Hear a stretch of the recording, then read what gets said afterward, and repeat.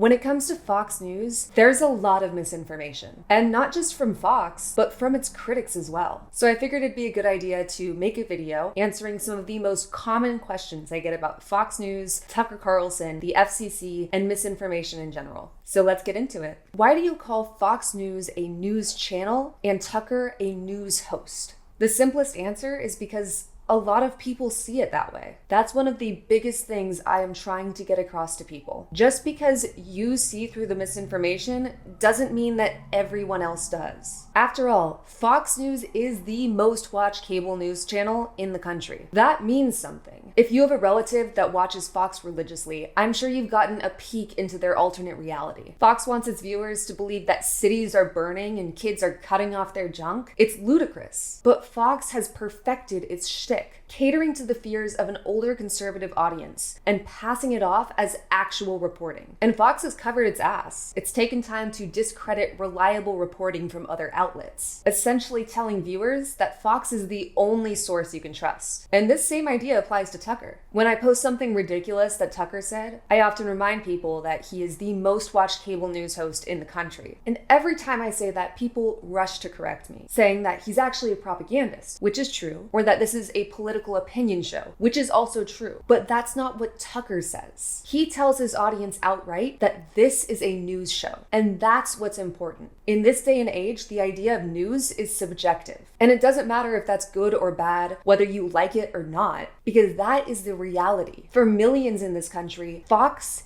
is the news. And we have to recognize that if we want to do anything about it. Sticking your head in the sand and saying that no one could believe this only helps Fox and Tucker. Why is Tucker so dangerous if Fox lawyers said you can't believe him? So this was an actual case. Basically, in 2020, Fox got a slander case against Tucker dismissed because Fox lawyers argued that, quote, any reasonable person would be skeptical of Tucker's claims. You would think that would include Tucker referring to himself as a news host, but it's not that simple. Much of Tucker's audience takes his word as gospel, not only because it's on Fox, but because Tucker says so. And if you're only watching Fox News, it's not like you're going to see that headline. Tucker is careful to keep his audience insulated from his critics. He's propped himself up as a news host time and time again. And Fox knows this. That's why Fox lawyers have no problem arguing in court that you can't believe Tucker Carlson, because his loyal viewers don't care. And Tucker's not the only one keeping this illusion alive. He hosts popular conservative commentators and politicians, people his audience trust, and they tell the exact same lies. Let's be real. If enough people you trust were all saying the same thing, wouldn't you at least consider the possibility that it would be true?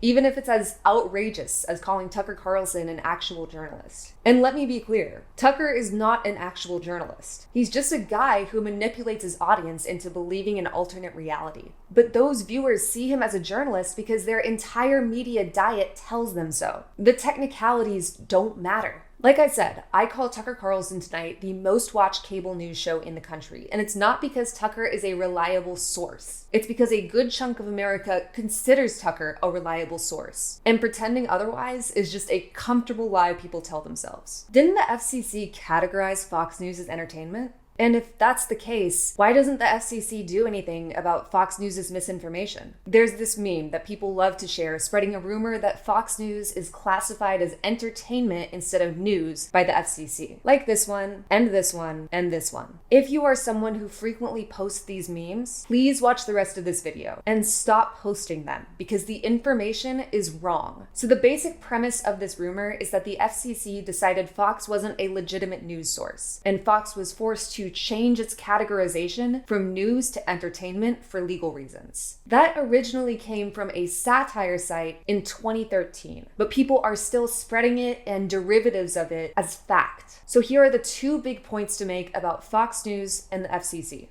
First, there is no official news or entertainment designation for cable news by the FCC. And that means that Fox News isn't an accredited news or entertainment channel. And that goes for all cable, including CNN and MSNBC. None of these are news or entertainment. But second, and even more importantly, even if the FCC did have some way to categorize cable channels, the FCC has no power over them. Cable runs through private service providers like DirecTV or Spectrum. You pay a fee to the company, and in return, you get all of those extra channels. FCC regulations only apply to over-the-air broadcasts like ABC and CBS. The FCC is not set up to hold Fox News accountable in its structure or its abilities, nor should it be. A government agency shouldn't be regulating what is truth and what is fiction, including on Fox News. Doing so would raise serious First Amendment issues. So the next time you see a meme or a comment or a tweet talking about Fox News and the FCC, just remember, the FCC and Fox News have nothing to do with each other. When you want to talk about who's holding the power, talk about private service providers. Wasn't there something called the Fairness Doctrine, and Ronald Reagan got rid of it? And wouldn't it have helped regulate Fox News? There are a lot of problems we can blame on Ronald Reagan, and I love to do that, but this is not one of them.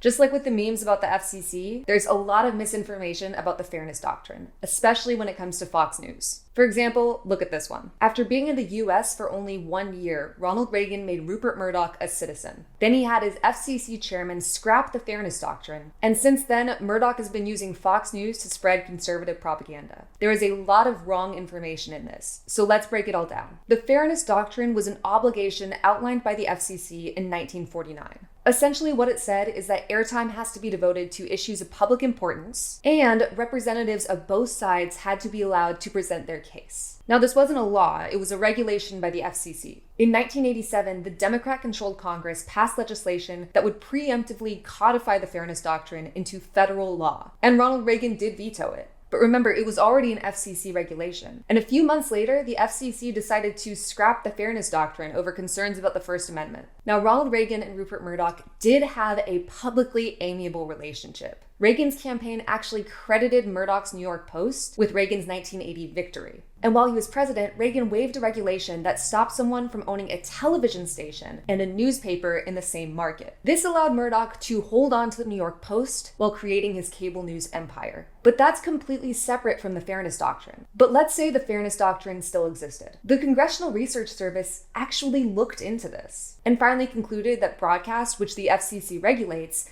is distinct from cable, satellite, and internet. So it's more than likely that the Fairness Doctrine couldn't be constitutionally applied to cable. The FCC would probably leave Fox to its own devices, like hundreds of other cable and satellite channels. So in short, even if the Fairness Doctrine was still an FCC regulation, or even federal law, it probably wouldn't be applied to Fox News, or any cable channel, including CNN and MSNBC. Does Disney own Fox News now? If not, who does? So in March 2019, the Walt Disney Company finished an acquisition with 21st Century Fox. Because of this, it's a common misconception that Disney has any control over Fox News. Here's the reality. The Murdochs kept part of their empire, and Disney bought the rest. Here's what Disney got. One of the big acquisitions was Fox Movie Studios. This includes Marvel films, Avatar, Planet of the Apes, and a bunch of other films. Disney also got Fox TV Studios, the FX Network, the National Geographic Channel, and an increased share in Hulu. Now let's talk about the Murdochs. The day before the acquisition, the Fox Corporation was born. Its CEO is Lachlan Murdoch, and Rupert is the chairman of the board. Fox Corporation has a variety of assets that Disney did not acquire. You can think of each asset as a branch on a tree. For example, one of the company's assets is Fox Entertainment, which has a bunch of smaller branches, including the Fox Broadcasting Company. That's where you watch shows like The Simpsons or Family Guy live on TV. That's also an over-the-air broadcast, which means it's under the FCC's purview.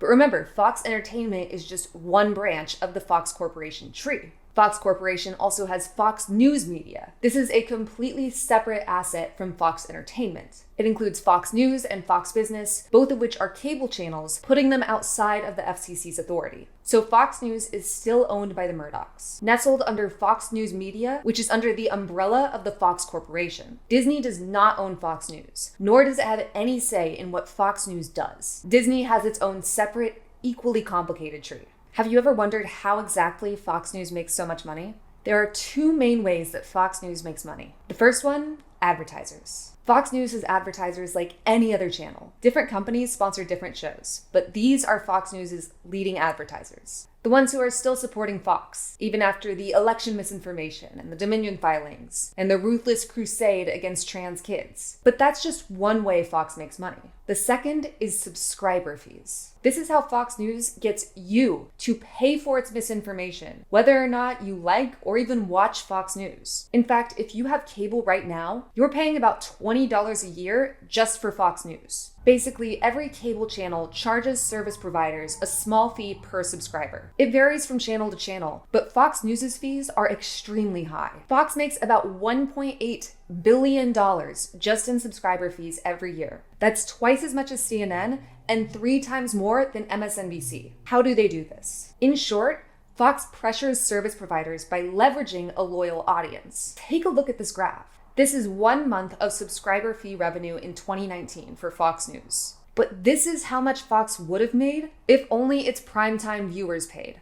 Yes, Fox News is the most popular cable news channel in the country. But when you strip it all down, there are a hell of a lot more people that have cable than watch Tucker Carlson. Now, DirecTV has actually been pushing back against Fox. Fox tried to raise the fee even higher, and DirecTV held firm. DirecTV has even stopped carrying the far-right channels Newsmax and One America News Network. The pressure is working. Now, it's not perfect. Ideally, Fox News would be an add-on, one that you have to choose to pay for, like HBO or Cinemax. But this is a good start. I know this is all infuriating, but now I'm at the last and most important question. How can I fight back against Fox and misinformation? And there's good news. There are so many ways to help, and your voice is crucial. Advertisers are a key source of revenue for Fox News. Some of them have dropped from certain shows like Tucker, but they're still supporting Fox's overall mission by advertising on the channel at all. Check out dropfox.com/advertisers for a list of Fox News's leading advertisers,